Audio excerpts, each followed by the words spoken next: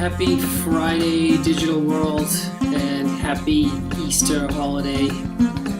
We are not having lectures these days, so I thought I would answer a few questions about the amazing assignment 2 for the DataViz module outside of lecture. So the first question is, Dear Bob, I seem to be having issues with software to do the volume rendering for A2. As mentioned in the assignment brief, the Walnut dataset would be a good dataset to start with using Voreen. Unfortunately, I couldn't get Voreen to download. I'm on a Mac, so I do have Windows laptop, but it's old and can't cope with the software. Therefore, I thought I would download a different piece of volume rendering software as suggested in the brief.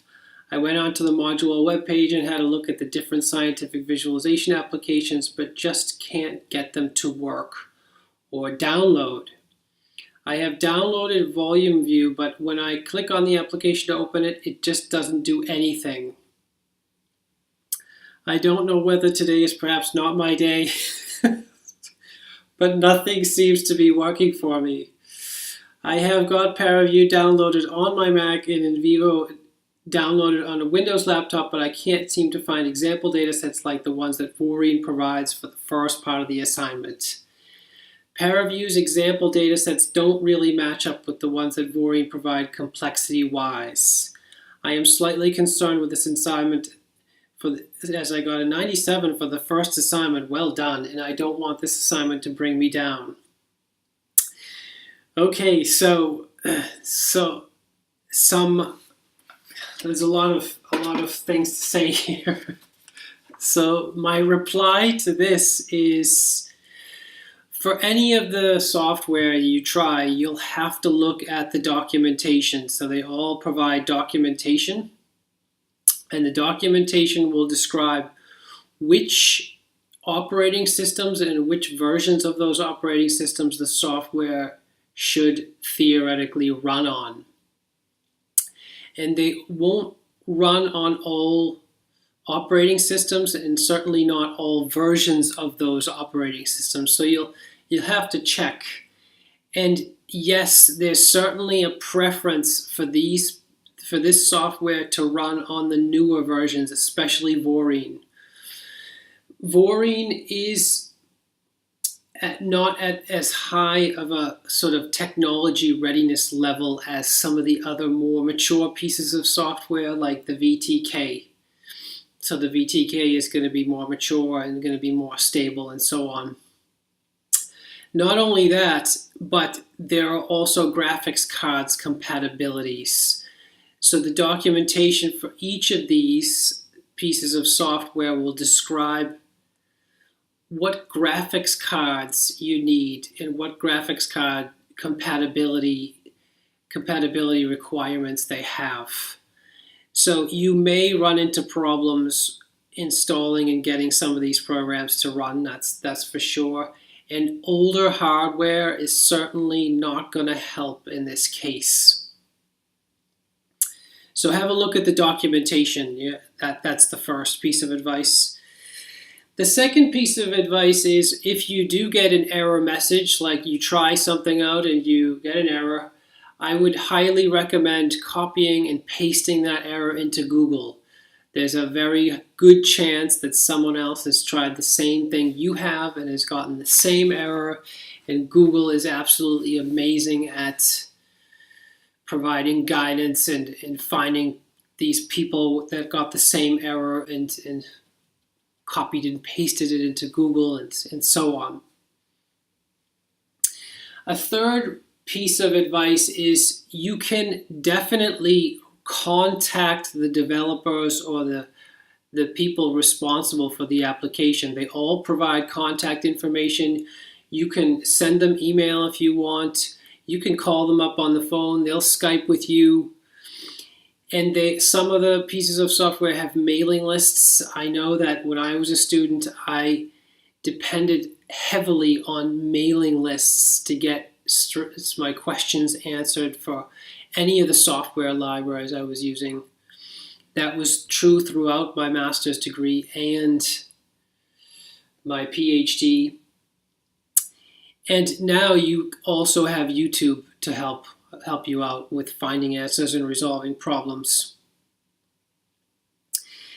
And another piece of advice I have is to try maybe different machines. It sounds like you have tried different machines, but it sounds like the Windows operating system you're using is very old.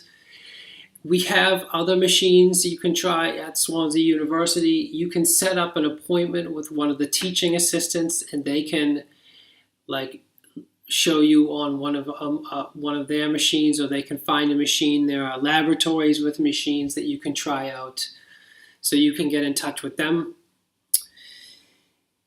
And yes, the final thing I have to say about that is you can try different programs. You're not limited to the programs that are listed in the assignment. You can simply Google volume visualization software, and every year students find different programs that I haven't even seen before. So yeah, and just as a side note, I did look at the Voreen website, and I noticed they have the documentation about which operating systems they support and which ones they require. They even have information about the different graphics cards that they prefer you use and so on. And they also have contact addresses if you want to contact them with any questions or concerns. So that's the first question. The second question is, hi, I'm struggling with the SALI dataset. I am really unsure on what I'm meant to be doing with this. The GenSALI method takes 4 integers and a pointer to an array. Am I meant to give it random numbers or specific values? I understand that the method gives a large array of floats which I should make vectors from. So SALI is an analytical data set. That means the procedure takes as input the positions of the 3 component positions in space. So the X component, the Y component, and the Z component of this position in space, and a time step. For this assignment, you would always use the same time step. So 1, for example, although you can experiment with different time steps. And you'll notice that the positions are the X, Y, and Z positions respectively. So really what you want to input into this analytical function is an array, a 3-dimensional array of positions. So you want to start with X equals 1, Y equals 1, and Z equals 1. Then you want to increment the X position to 2. So you want 1, 1, 1, then 2, 1, 1, then 3, 1, 1. And that corresponds to going across the screen or across from left to right in space along the x-axis. And so you want to get the first row of data, and then you want to move down 1 row, which corresponds to incrementing y from 1 to 2, and then repeat. So x from the minimum to the maximum. And then you want to get a 3D volume of data, right? You get all the rows, you get right 1 row, and then you proceed down and you get all the rows, and then that's 1 slice, and then you increment Z from 1 to 2, and you start getting the slices from back to front, for example. So that's the idea. You input a Cartesian set of volumetric positions, and it makes sense to try out a few different volume resolutions. So it makes sense to, for example, to try out 32 cubed, to try out 64 cubed, to try out 128 cubed, and 256 cubed, if you're feeling really ambitious. And again, you can sort of ignore the Z, or the time value rather, and just choose 1, the first time step, so to speak. And Every time you input a position, the function returns the vector value at that position. So what you're building up is a 3D volume of vector values. And that's the idea. So you're not meant to give it random numbers, but you're meant to give it ordered values from, for example, from minimum x to maximum x, from minimum y to maximum y, from minimum z to maximum z resolution. I hope that makes sense, what I'm saying there. Okay, the next question is, hi Bob, I'm having a look at the Betty dataset for assignment 2. And I have downloaded and saved betty.raw and filereader.cpp. And as far as I can see, filereader.cpp is used to convert betty.raw and store it as a vector. Does FileReader require any changes? For example, it doesn't seem to have any functions or returning anything, so I'm a little confused about how to use it. Or is the idea to enclose the whole code as a function and have it return mdata and write mine around it? Any advice you'll be able to give would be much appreciated. So yes, you have the right idea. So the file reader function there is just to show you how it's possible to read the data from the binary file. So the data in this case is in binary format, which means you cannot just take a text editor and look at the data with your eyes, so to speak. It's not saved in text format like we usually do. If data is in text format, like in a CSV file, you can just open up some text editor and look at the data and then figure out how to read it. But because the data is in binary format, you cannot do that exercise effectively. So the file reader is there to show you how can you read the floating point values that are stored in the binary file. And yes, it does require changes. So you're right. You want to enclose the code as a function and have it return mdata and write. You have to supply something that stores the data. Now, the world's simplest modification is just to print out the values and redirect them to a text file. So you do have data in text formats that you can read. So that's a very small modification that you could make. It's not the most efficient and not the fastest, but I would do it personally just to make sure I can see the values and understand them, and then make sure what I'm doing is actually correct. And then I might actually work straight in binary format after I'm comfortable that what I'm doing is correct. So that is the other idea. That is the idea. Also, don't forget to look at the other help files in that directory. There are other help files there, and they have nice, useful metadata. For example, the resolution of the data set, which is nice to know. And the other thing is you can simply Google reading.raw file format. You can Google that and you'll get lots of different answers and advice on how to process, read, and write those files.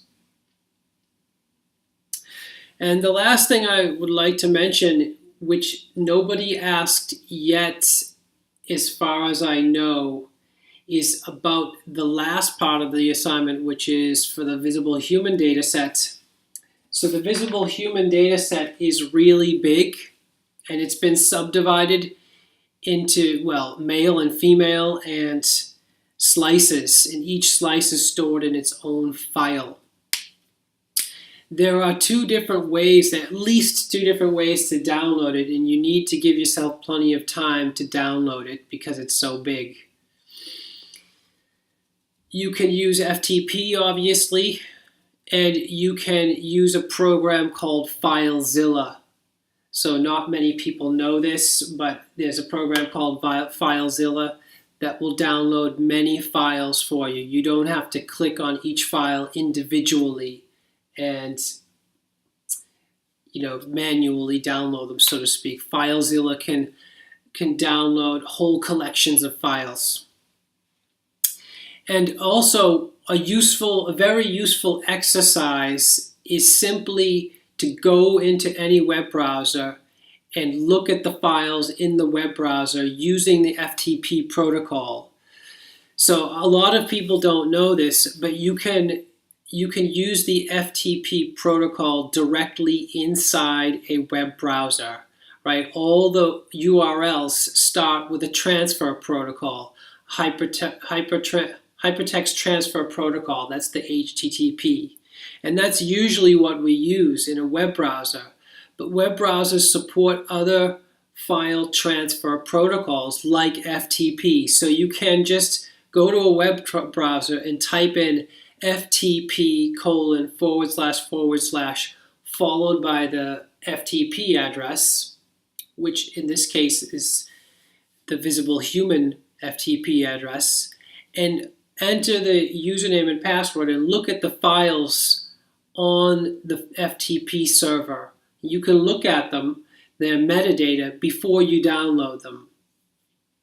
It's a nice exercise, so you get an idea of what you don't have to install any special software. You can just have a preview of what it is you're about to download before you do anything else. You can see what the files are called, how they're organized, what the folder structures are. You can look at README files, and you can see all the metadata about the files before you actually download them without installing any special software, and you can just do it immediately.